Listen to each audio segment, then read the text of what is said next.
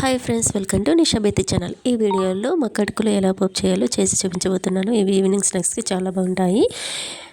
వీటి కోసం ఒక బౌల్లో ఇలా మక్కడుకులు తీసుకొని దానికోసం ఒక టమాటా, ఒక ఆనియన్, 2 పచ్చిమిర్చి తీసుకొని ఇలా సన్నగా కట్ చేసి పెట్టుకోవాలి. అలాగే ఒక నిమ్మకాయ సగం ముక్క సరిపోతుంది.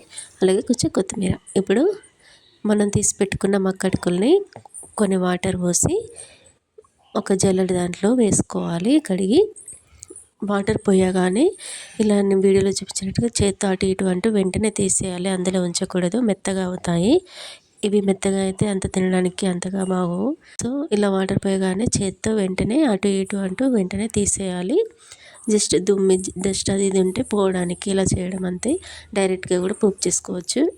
ఇప్పుడు కడాయి పెట్టుకొని ఆయిల్ పోసి వేడయ్యాక అందులో ఆవాలు, జీలకర్ర, అలాగే మనం తరిగి పెట్టుకున్న ఉల్లిపాయ, పచ్చిమిర్చి, టమాటా ముక్కలు వేసి బాగా కలుపుకోవాలి. కొంచెం కొత్తిమీర కూడా వేసి కొంచెం పసుపు, అలాగే చిటికెడు ఉప్పు కొంచెమే వేయాలి. నిమ్మరసం పోస్తాం కాబట్టి, లేదంటే నిమ్మరసం వేయకుంటే ఉప్పు అసలు అవసరం లేదు. వాటికి చాలా ఉప్పు ఉంటుంది.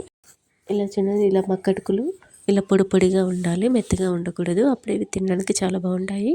కాబట్టి కొంచెం ఉప్పు వేస్తే సరిపోతుంది. అది కూడా నిమ్మరసం వేసినట్లయితేనే ఉప్పు వేయాలి. ఇప్పుడు ఇవన్నీ బాగా మగ్గాక ఇందులో తడిపి పక్కన పెట్టుకున్న మక్కడుకులను వేసి బాగా కలుపుకోవాలి.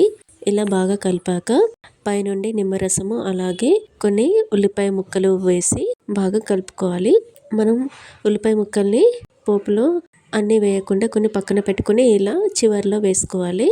అప్పుడు తింటుంటే ఈ పచ్చి ఉల్లిపాయలు తగిలి చాలా బాగుంటుంది. ఇప్పుడు మన స్నాక్ ఐటమ్ రెడీ అయిపోయింది. ఇప్పుడు దీన్ని సర్వింగ్ ప్లేట్లోకి తీసుకుందాం. ఇవి ఈవినింగ్ స్నాక్స్కైనా బ్రేక్ఫాస్ట్కైనా చాలా బాగుంటాయి. పిల్లలు కూడా ఇష్టంగా తింటారు. డెఫినెట్గా ఒకసారి ట్రై చేయండి. సో ఇదండి ఇవాళ వీడియో. ఈ వీడియో మీకు నచ్చినట్లయితే లైక్ చేయండి. Thank you for watching. Keep smiling. Bye bye.